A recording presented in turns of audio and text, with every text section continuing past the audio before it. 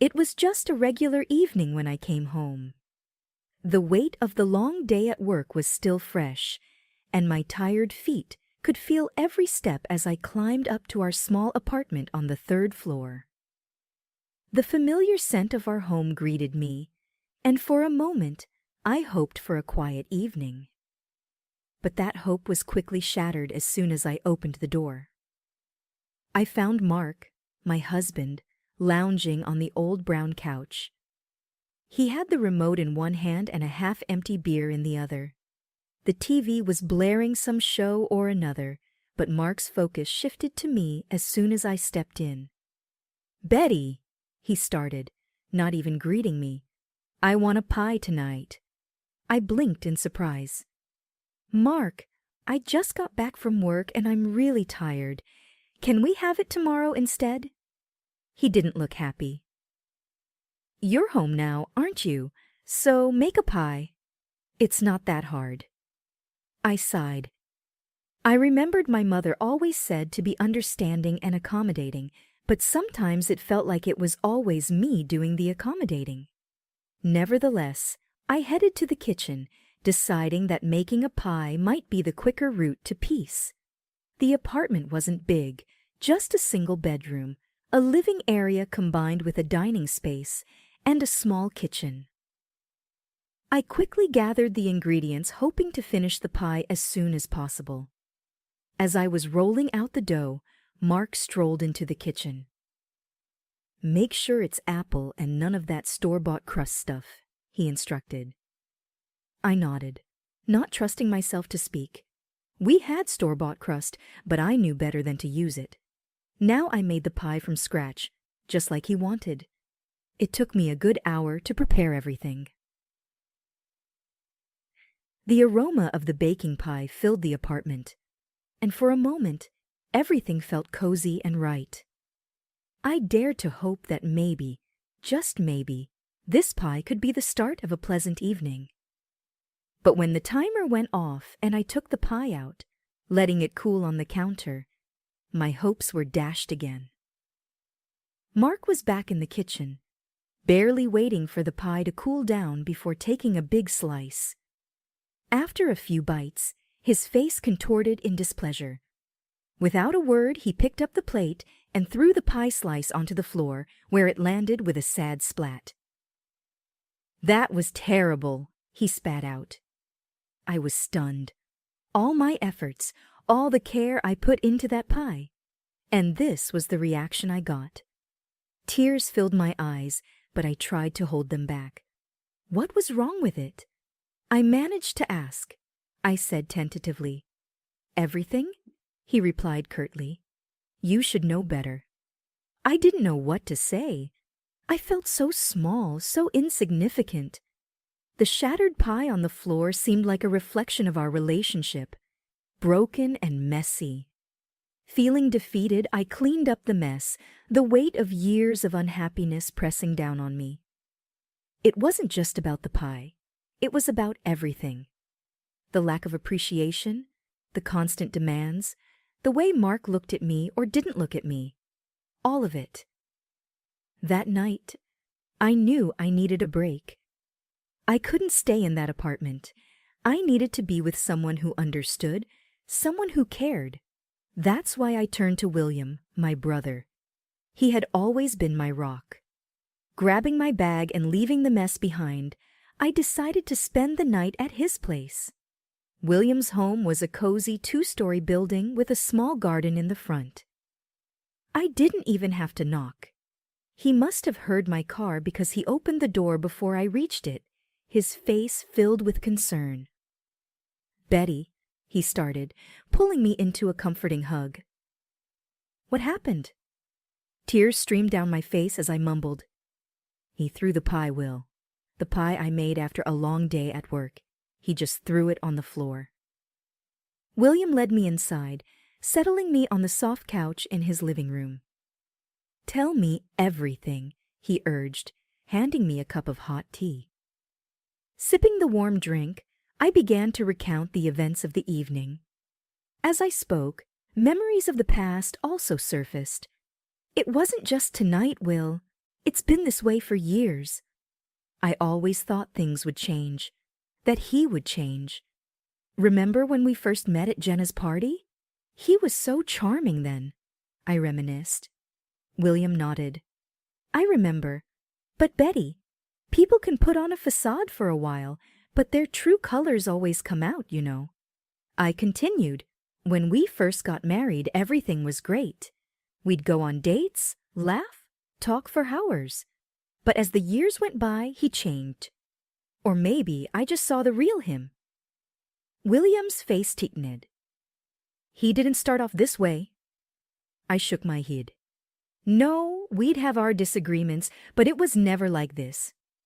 Over the years, he just became more demanding, more critical.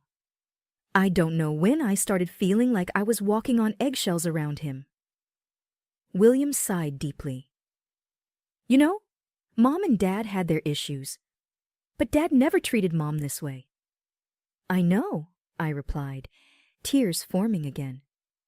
I thought I could change him, make him see how hurtful he was being, but no matter what I did, it was never good enough. William looked at me seriously. Betty, love doesn't work that way.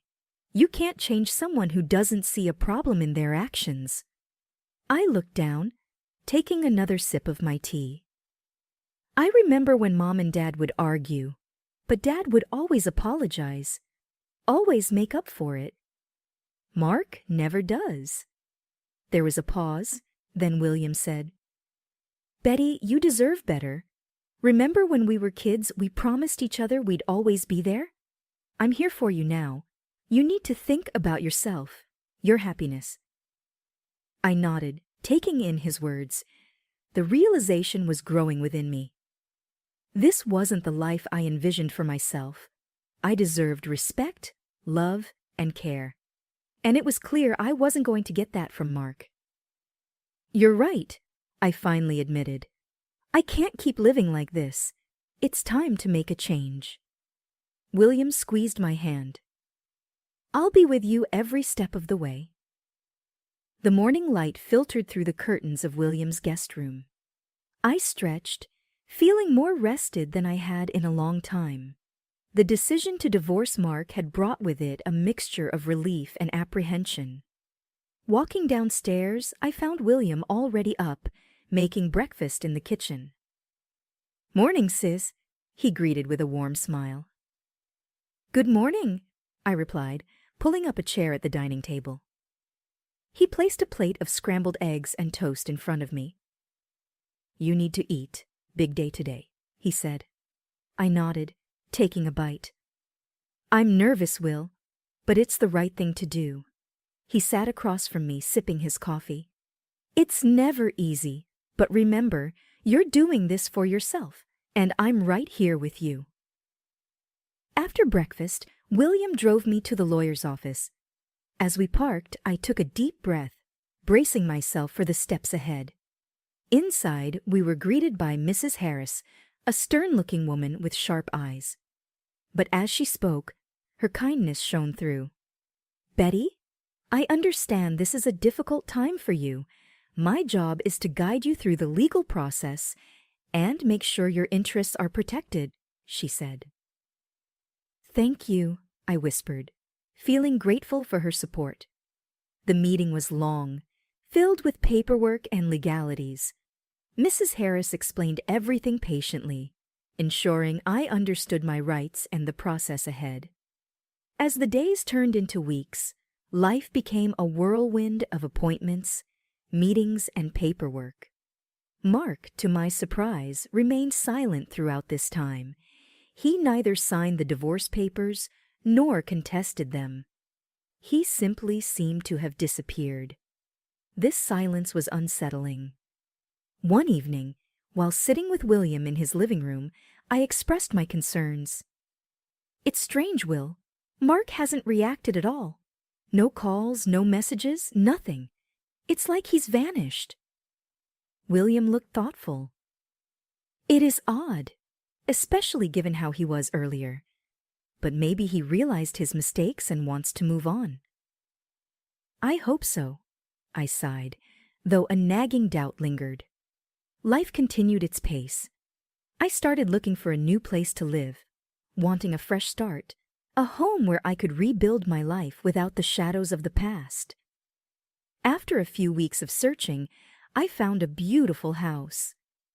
It was spacious, with large windows letting in plenty of light, a stark contrast to the dim apartment I had shared with Mark. I felt a connection the moment I stepped in. This was my new beginning. William was ecstatic when he saw the place. "It's perfect for you, Betty, a place to call your own," he said as we toured the house. I shared my plans with him. "I want to paint the walls light blue, maybe have some plants by the windows," he chuckled. Always the planner. It sounds wonderful. Moving in was a joyous occasion. With the help of William and a few friends, the house quickly started to feel like a home. Every evening after work, I'd return to my sanctuary, relishing the peace it brought. However, that peace was short-lived. One fateful evening, as I returned home, I found the front door ajar. A chill ran down my spine. Pushing the door open, I stepped in cautiously. The sight that greeted me was unexpected and alarming. There in the living room sat Mark. My heart raced as I took in the scene before me. "What are you doing here, Mark?" I demanded, trying to keep my voice steady. He looked up, his face showing a mix of smugness and defiance. "Well, it's our house, isn't it? We're still married, Betty," he retorted. "But I bought this house after we separated. It has nothing to do with you," I shot back. Mark sneered, leaning back in the chair. "Doesn't matter. As your husband, I have every right to be here." Just then, Anna, my neighbor, walked in, her face flushed with embarrassment. "I'm so sorry, Betty. He showed me his ID and marriage certificate. He said he had the right to be here." I sighed. "It's okay, Anna. This isn't your fault." Turning my attention back to Mark, I said firmly, "You need to leave, Mark. This is my home, not yours." Mark chuckled. "Think again, sweetheart. I'll be staying here, and if you try to kick me out, I'll make sure to claim half of everything in our divorce." The audacity of his claim left me reeling. I felt trapped, cornered in my own home, but I couldn't let him see my fear. I needed to be strong.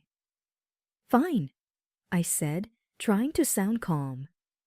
"Stay tonight, but tomorrow I'm getting a lawyer, and we'll see who has the right to be here." Mark smirked. "Bring it on. I'm not going anywhere." Feeling defeated, I retreated to my bedroom, locking the door behind me. I needed to think, to come up with a plan. Grabbing my phone, I called William. "Will?" I said, tears forming. "He's here at the house.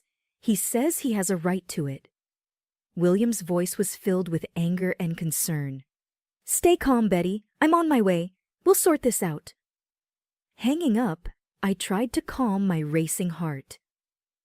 Mark's sudden reappearance and bold claims had taken me by surprise, but with William by my side, I felt a glimmer of hope. Within minutes, William arrived. I heard the two of them talking in hushed tones downstairs. The tension in the air was palpable. After what felt like an eternity, William came up to my room. "Betty," he began, his face serious, "there's something you need to know. When we bought this house, I made sure it was in my name. I had a feeling Mark might pull something like this. Legally, he has no claim to this property." A wave of relief washed over me. "Thank you, Will. I don't know what I would do without you," I said, hugging him. "We're family. We look out for each other." The next morning, armed with the property papers and William's unwavering support, I confronted Mark. Seeing the documents, he realized he had no ground to stand on. His smugness from the night before had disappeared. "This isn't over, Betty," he hissed as he left. Days turned into weeks, and with every passing day, the intrusion by Mark felt more like a distant memory, but the threat he posed remained. William and I, however, weren't about to sit idly by. One evening as we sat in the living room, William looked at me with a seriousness I had seldom seen. "Betty, I've been thinking. We need to be prepared for any moves Mark might make. He's unpredictable." I nodded. "I've been feeling the same, but what can we do?" William paused, taking a deep breath. "I've hired a private detective. I wanted to know what Mark's been up to since the two of you separated." I looked at him in shock. "A private detective, Will? Is that necessary?" William sighed. "I just have this gut feeling. I want to make sure we have all our bases covered." I understood William's concerns. His protective nature was one of the things I cherished most about him. "All right," I conceded. "What did the detective find?" William pulled out a folder from his bag, spreading the photos and documents on the table. My heart sank. The pictures showed Mark with various women, some looking familiar from our past life. One document caught my eye.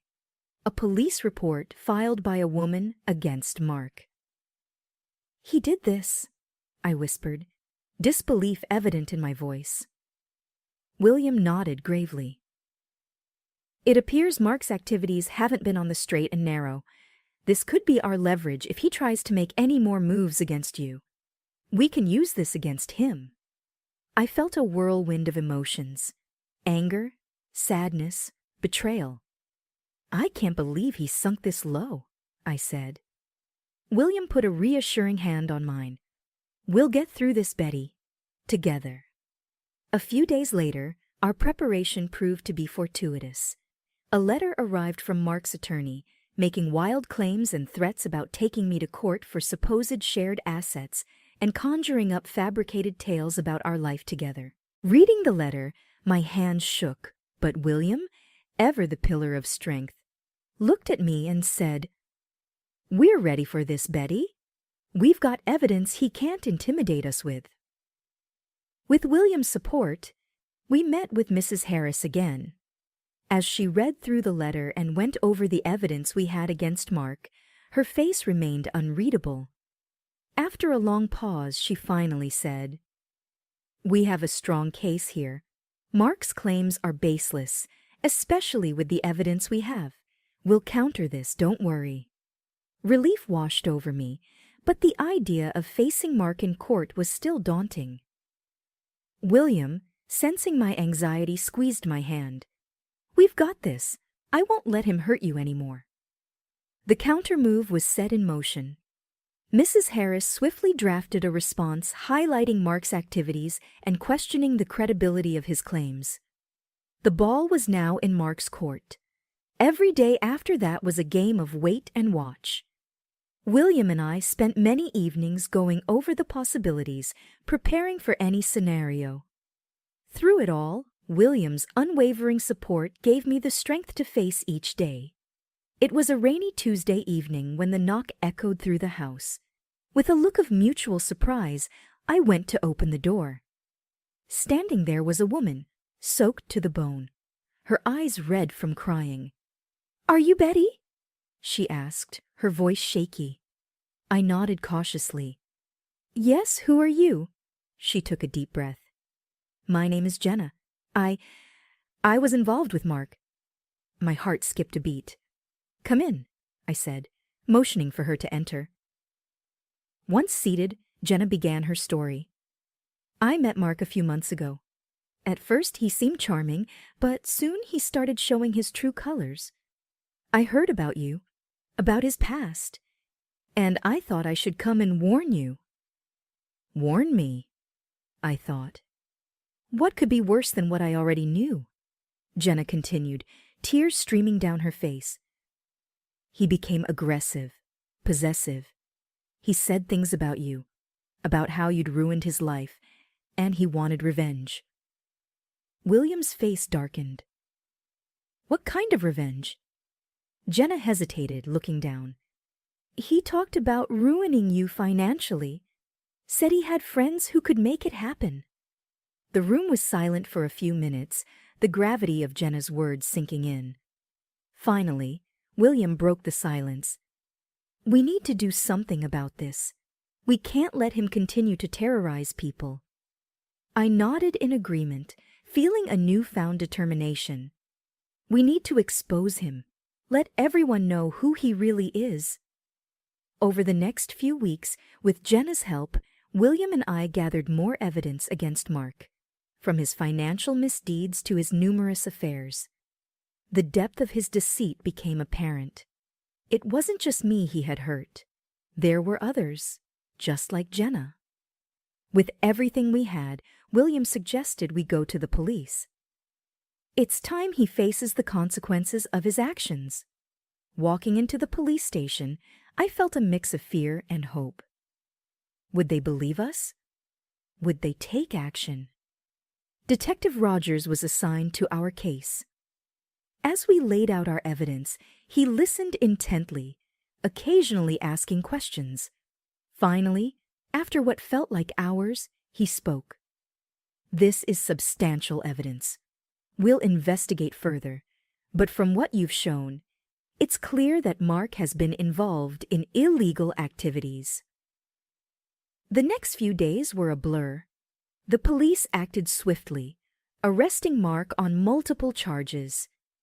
The news spread, and soon, the monster I had once called my husband was unmasked to the world. Months passed after the revelation. With Mark behind bars, I should have felt safer, and while there was certainly a sense of relief, there was also the constant fear of what Mark's friends might do, those he had often bragged about, who he said would always have his back. One day, as I was returning from work, I noticed something odd. My mail was scattered all over the porch, and the front door looked like someone tried to tamper with it. Panic surged. Could this be one of Mark's allies? I immediately called William. "Will, I think someone tried to break in. Stay calm," he replied, his voice firm. "I'll be right over." I waited inside my car until William arrived. Surveying the scene, he confirmed my suspicions. "It looks like an attempted break-in. We need to beef up your security." Over the next few days, William and I worked on improving the safety of the house, installing security cameras, and an advanced alarm system. One evening, as we were testing the systems, the alarm suddenly blared. Rushing to the monitor, we saw a man skulking around the property. But before he could make any moves, the local police, alerted by the security company, arrived and apprehended him. I felt a rush of gratitude towards William. His foresight had prevented another potential disaster. The next day, Detective Rogers called. "Betty, we've got the intruder in custody. He claims he was sent by Mark, but we're still confirming the details." This confirmed my worst fears. Mark was still trying to control and hurt me, even from jail. Days later, I got a call from Jenna. "Betty, there's something you should know." She hesitated before speaking. "Mark's been reaching out to people from prison. He's been trying to spread lies about you." I gritted my teeth. "Thank you, Jenna. He won't get away with this." That evening, William had an idea. "Betty, we need to turn the tables. We've got evidence, Jenna's testimony, and a lot more. Let's go public." The next week, with the help of William's contacts, we scheduled a press conference. The media turnout was massive, with numerous reporters eager to hear my side of the story. As I stepped up to the podium, my heart pounded. "Hello, everyone. Today, I want to share my story, not just to expose Mark's cruelty, but to give hope to all those who've been in abusive relationships." I detailed everything, and as I spoke, the room was silent, every eye focused on me. When I finished, the questions began. "Do you believe Mark is still a threat?" I replied confidently. "Yes, but I won't let him or anyone else intimidate me any longer." Another reporter asked, "How do you feel about him now?" I paused for a moment. I pity him. For someone to have so much hate, he must be truly miserable. After the press conference, the support was overwhelming. Messages poured in from all over, many from women sharing their own experiences. It was clear that by speaking out, I had ignited a movement. That evening, as I sat with William, I felt a weight lift off my shoulders. "Thank you, Will, for everything, for being there when I felt alone." William smiled warmly. Family sticks together. Weeks turned into months, and life started to regain its rhythm. I reconnected with friends, started a support group for victims of abuse, and even began dating again. On my birthday, I held a small get-together, and as everyone left, William sat down next to me. "You've done well, Betty," he said, tears glistening. "With a little help from my friends." He chuckled.